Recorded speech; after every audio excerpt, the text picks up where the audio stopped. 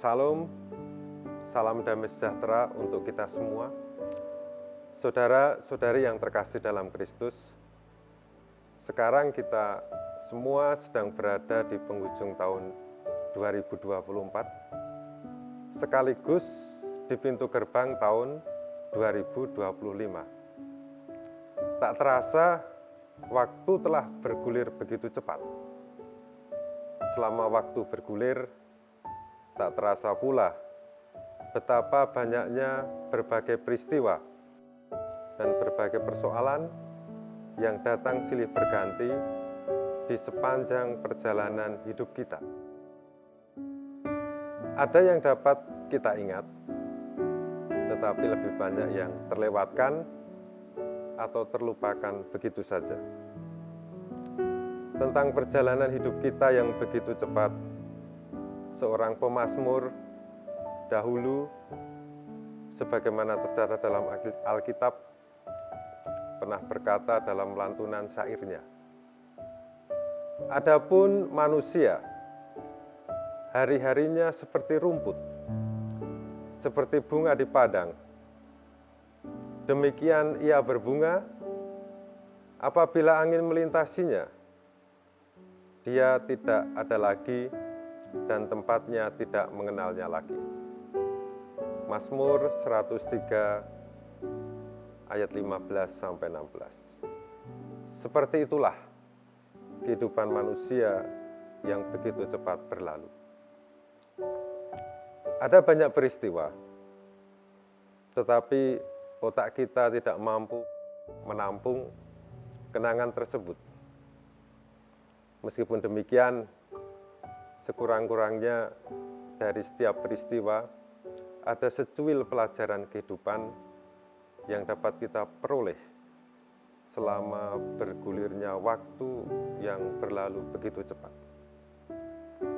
Dengan menemukan ajaran dari kehidupan, hari-hari yang dilalui adalah rangkaian langkah demi langkah yang menuntun kita untuk menjadi manusia Kristiani yang dewasa dan berintegritas.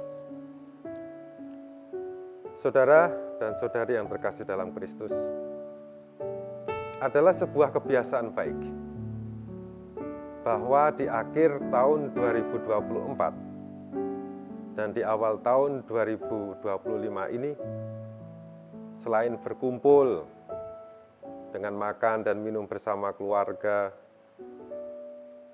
kerabat atau sahabat, kita juga merenungkan sejenak apa yang telah kita lewati selama setahun dan apa yang akan kita jalankan selama tahun yang akan datang.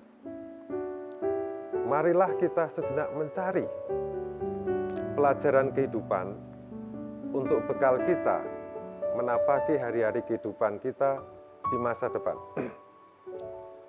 Saya akan memulai permenungan kita dengan mengutip salah satu ungkapan terkenal dari Kohelet, atau yang dalam Alkitab kita seringkali sebut dengan istilah pengkhotbah.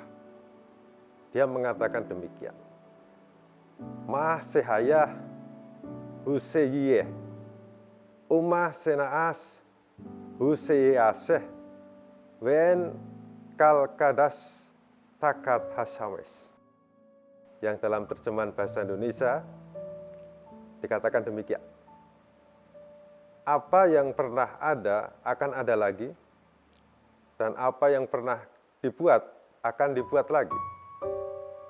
Tak ada sesuatu yang baru di bawah matahari. Pengkhotbah pasal 1 ayat 9. Sebagian besar dari kita mungkin hanya sering mendengar bagian terakhirnya.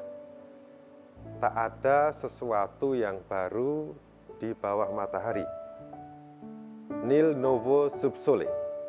Begitulah ungkapan populernya dalam bahasa Latin. Mengapa kutipan ini penting dalam merefleksikan perjalanan hidup kita atau manusia pada umumnya? Jawabannya sederhana. Karena kutipan ini mengajak sekaligus menantang kita untuk berusaha menemukan makna kehidupan kita masing-masing dalam perjalanan hidup kita di tengah situasi dunia yang kelihatan berubah terus. Padahal sebenarnya tidak pernah ada yang berubah sejak dulu kala. Kita hidup dan mau tidak mau harus terlibat dalam berbagai persoalan hidup yang sejak dulu sampai sekarang tetap ada. Persoalannya selalu sama, meskipun modelnya berbeda. Kita dengar perang yang setiap hari diberitakan di media massa. Dari beberapa milenium yang lalu sampai sekarang, tetap tidak pernah berhenti. Hanya berganti tempat saja di muka bumi.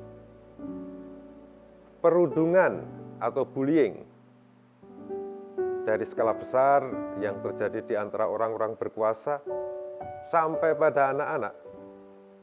Dari dahulu sampai sekarang, tetap saja terjadi.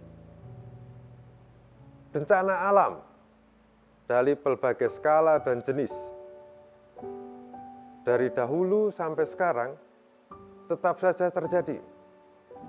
Dan ini, korupsi yang merugikan kesejahteraan bersama, yang sepertinya makin lama makin tidak terkontrol, dari dulu sampai sekarang selalu terjadi. Mendengar serangkaian pemberitaan ini, pastinya akan melelahkan mental dan pikiran kita. Bukan hanya peristiwa dan berita yang negatif, tetapi ajaran-ajaran yang tidak benar juga seringkali terpapar dalam benak kita tanpa kita sadari. Ajaran yang bukan berasal dari Tuhan sering dikemas demikian rupa sehingga kita terlena dan terpapar olehnya. Karena itu tidak jarang hidup orang menjadi tidak merasa damai dan tentram karena pengaruh berita buruk dan ajaran yang tidak benar. Meski demikian, di tengah dunia yang sekilas berwajah muram ini, kita juga bisa menemukan sukacita dan kegembiraan. Yang menariknya justru tumbuh di antara orang-orang yang sederhana. Di tengah peperangan misalnya, kita masih bisa melihat orang-orang yang saling mendukung dan menolong satu sama lain untuk bertahan hidup. Di tengah bencana alam, kita masih bisa melihat wajah-wajah yang tegar untuk menghadapi ujian dari Sang Pencipta. Di tengah kemiskinan, kita masih bisa melihat anak-anak bermain dengan penuh keceriaan. Hal semacam ini tidak hanya terjadi tahun yang sudah lewat, tetapi juga abad-abad atau milenium yang sudah lewat.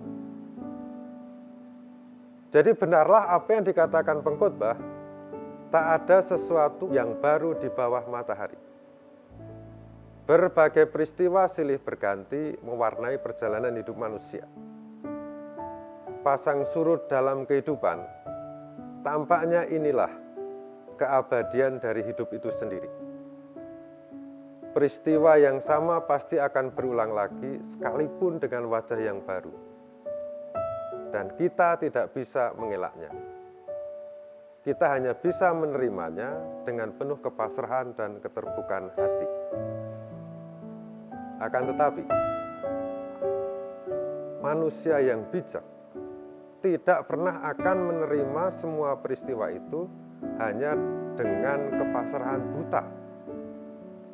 Sebagai manusia Kristiani, kita perlu menerima segala macam peristiwa dalam hidup sambil merenungkan dan mengambil pelajaran darinya untuk semakin lebih baik dan dewasa di masa depan. Bukankah ini yang dilakukan oleh Maria, ibu Yesus, pada saat kelahiran Yesus, di mana penginjil Lukas mengatakan, namun Maria menyimpan semua hal itu di dalam hatinya dan merenungkannya.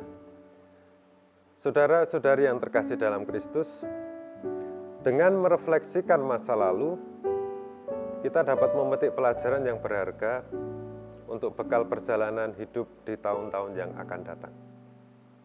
Tetapi, untuk menghadapi tahun-tahun yang akan datang, kita perlu memiliki rencana untuk mengisi kehidupan kita.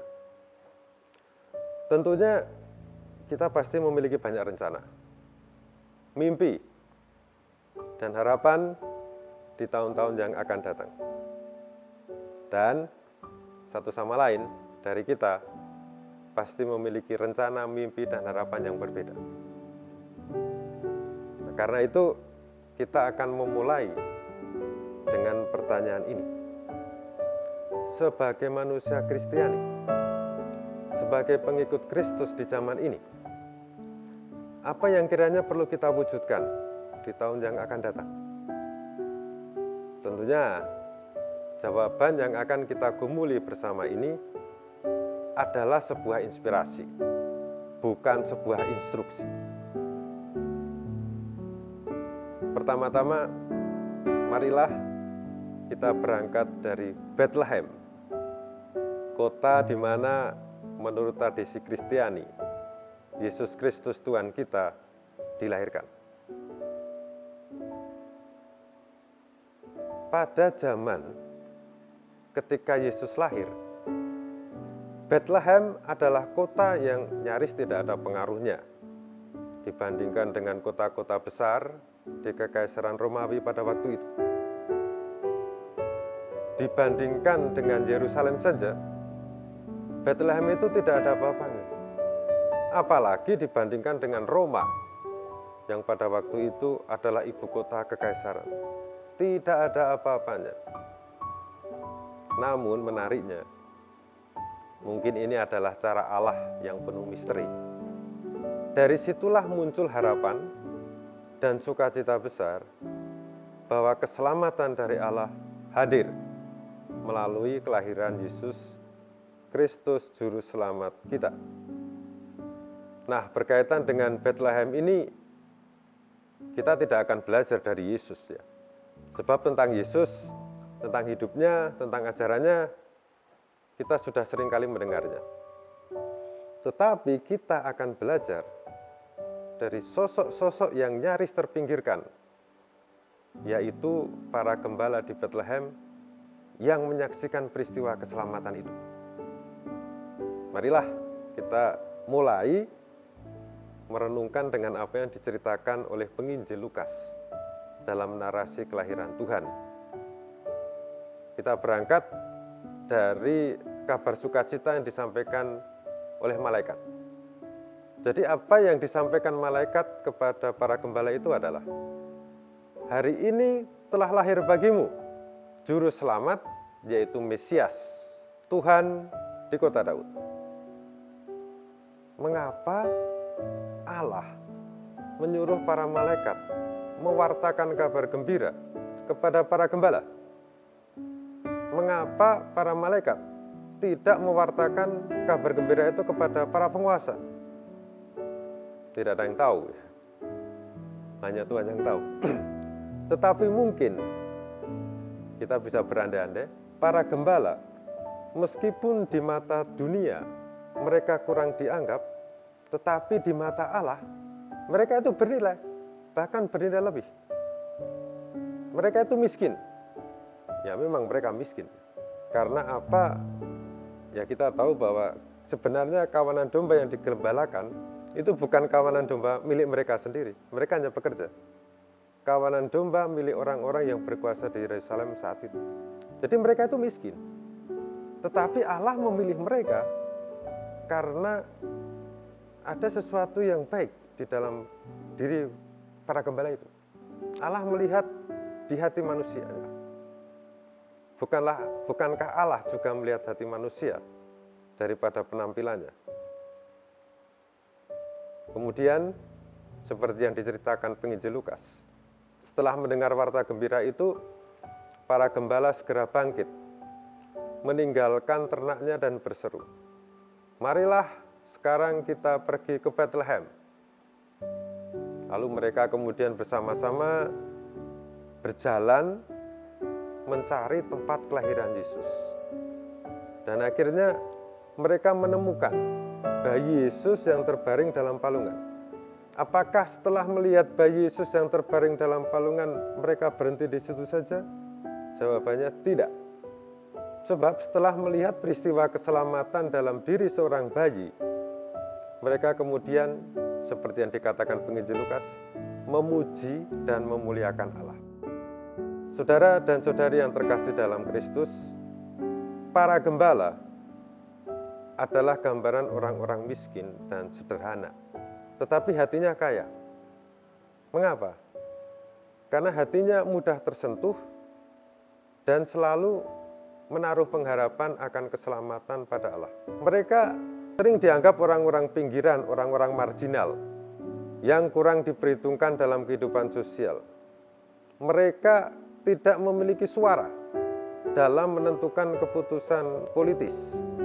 Menariknya, nah ini yang menarik ya, merekalah orang-orang yang pertama yang dipilih Allah untuk mendapat warta gembira keselamatan. Saudara-saudari yang terkasih dalam Kristus, menghadapi tahun yang akan datang, tidak ada salahnya kita memiliki spirit atau semangat gembala Bethlehem. Tentu bukan untuk menjadi miskin seperti gembala itu. Ya, sebagai manusia Kristiani kita diharapkan memiliki sesuatu dalam hidup, entah harta, entah pengetahuan, supaya bisa dibagikan kepada orang. Tetapi kita perlu memiliki spirit yang lain, yaitu apa? Semangat dalam hati mereka yang berjuang sekuat tenaga untuk bisa bertahan hidup di tengah dunia yang tidak ramah terhadap mereka. Sebagian besar dari kita, saudara dan saudari, bukanlah kaum elit yang memegang kekuasaan ekonomi maupun politis. Mungkin kita hanya termasuk dalam kalangan orang miskin dan sederhana, seperti para gembala pada zaman Yesus. Struktur sosial masyarakat dan ekonomi mungkin yang membuat sulit untuk keluar dari situasi yang tidak mengenakan. Meskipun demikian, kita tetap harus percaya sebagai manusia Kristiani ya. Apapun keadaan kita di hadapan Allah, kita tetap bernilai tinggi. Sebab Allah Sang Pencipta tidak akan pernah meninggalkan ciptaannya. Itulah keyakinan kita.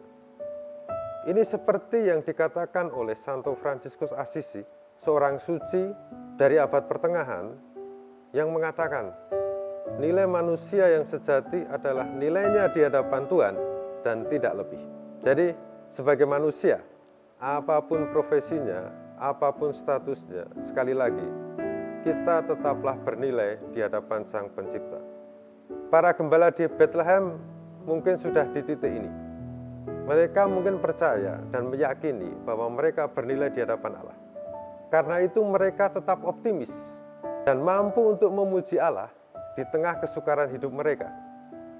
Mungkin, penderitaan dan kesukaran hidup itulah yang dialami mereka, yang membuat mereka memiliki satu kebajikan utama, yaitu mudah untuk menerima dan tergerak akan warta kegembiraan dari Allah.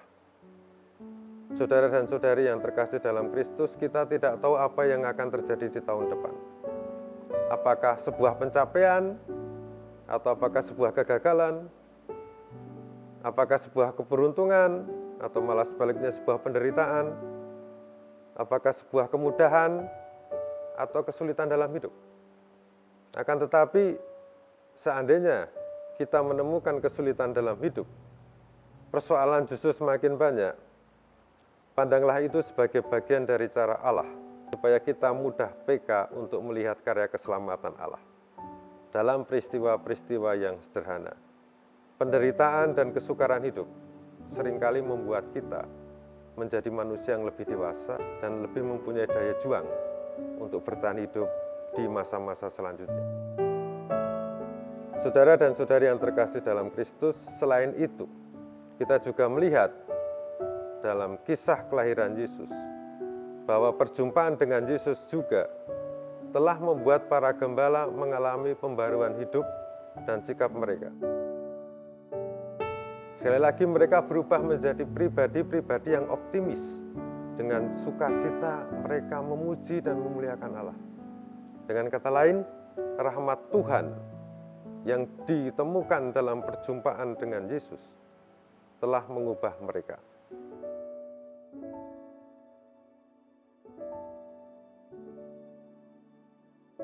Saudara-saudara yang terkasih dalam Kristus, Spirit Gembala Bethlehem adalah modal rohani untuk berjalan di tahun yang akan datang. Sebagaimana pengalaman para gembala, semoga perjumpaan kita dengan Kristus mengubah diri kita menjadi manusia Kristiani yang optimis, penuh harapan, dan sukacita di tengah berbagai kesulitan yang ada. Memang tidak mudah, misalnya untuk tegar di tengah lilitan hutang yang besar, atau bersukacita di tengah kesulitan finansial, atau tersenyum di kala kegagalan. Namun di atas semuanya itu, rasa optimis dan berani untuk percaya akan keselamatan dari Allah yang dalam hidup adalah modal bagi kita untuk bisa bertahan hidup di tengah situasi yang melelahkan diri kita. Saudara dan saudari yang terkasih dalam Kristus, selain dari para gembala di Bethlehem, di tahun yang akan datang, kita bisa mengisi kehidupan dengan mewujudkan misi yang dikatakan oleh para malaikat pada saat kelahiran Yesus. Pada waktu itu dikatakan, kemuliaan bagi Allah di tempat yang maha tinggi dan damai sejahtera di bumi di antara manusia yang berkenan kepadanya. Kedatangan Yesus ke dunia adalah harapan untuk terciptanya damai sejahtera, atau dalam bahasa Ibrani kita sering mendengar istilah shalom di bumi yang kita cintai ini. Namun pada zaman ini, tugas membawa dan mewujudkan damai sejahtera ada di pundak kita, para murid Kristus di zaman ini. Dan ini adalah tugas yang mendesak untuk sekarang ini.